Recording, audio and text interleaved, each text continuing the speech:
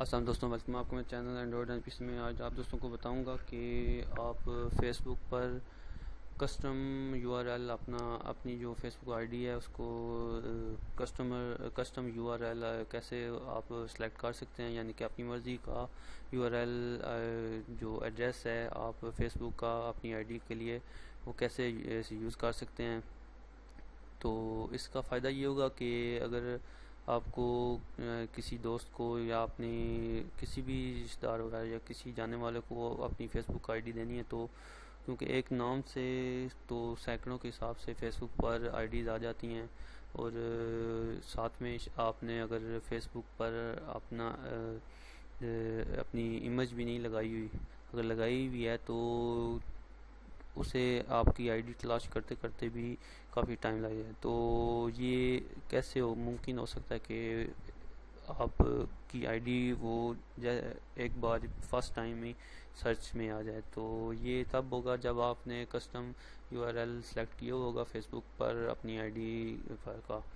तो ये आप कैसे कर सकते हैं। फर्स्ट जब आप लॉगिन हो जाएं, लॉगिन होने के बाद सेटिंग में आ जाएं, इधर क्लिक करें। क्लिक करने के बाद ये एक विंडो ओपन होगी, ये होगी है इधर लॉग आउट के ऊपर सेटिंग का ऑप्शन है। सेटिंग में आ जाएं। सेटिंग में आने के बाद ये विंडो एक ओपन होगी, उसमें ये नीचे आप देख रहे हैं नोटिफिकेशन मोबाइल के तीसरे नंबर पर ये पब्लिक पोस्ट हैं, इस पर आप आ जाएं, इस पर क्लिक करें। क्लिक करने के बाद ये यूज़र नेम नीचे आप देख रहे हैं, यूज़र नेम, इस पर आप आ जाएं, इसको एडिट करें। एडिट करने के बाद जैसे कि आप देख रहे हैं मैंने अपनी कस्टम आईडी यूआरएल सेलेक्ट किया हुआ है।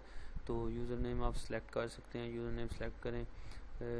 तो जैसे कि अभी ये मैंने सेलेक्ट किया है, फॉर एग्जांपल अगर मैं ये लास्ट में 2 है तो इसमें 1 करता हूँ, तो वो कह रहा है कि ये अवेलेबल है, लेकिन ये 007 अवेलेबल नहीं है, इसलिए साथ में 2 लगाते हैं। तो वो अब कह रहा है कि अवेलेबल, आप ये यूआरएल सेलेक्ट कर सकते हैं।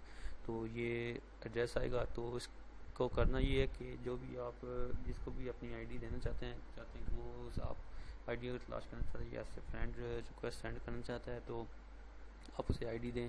फेसबुक तो कॉमन हो गया, उसके बाद स्लैश के बाद आप जो भी इधर नेम टाइप करेंगे, जो भी आप यूज़र नेम अपना सेलेक्ट करेंगे, वो उस यूज़र नेम को फेसबुक इधर टाइप करेगा एड्रेस बॉक्स में facebook.com, उसके बाद स्लैश डालेगा। स्लैश डालने के बाद ये जो आप उसके बाद यूज़र नेम सेलेक्ट करेंगे वो उधर लिखेगा, तो डायरेक्टली अपनी आपकी जो आईडी है वो ओपन हो जाएगी।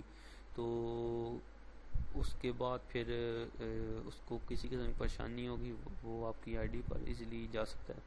तो बस ये इतना सा काम है।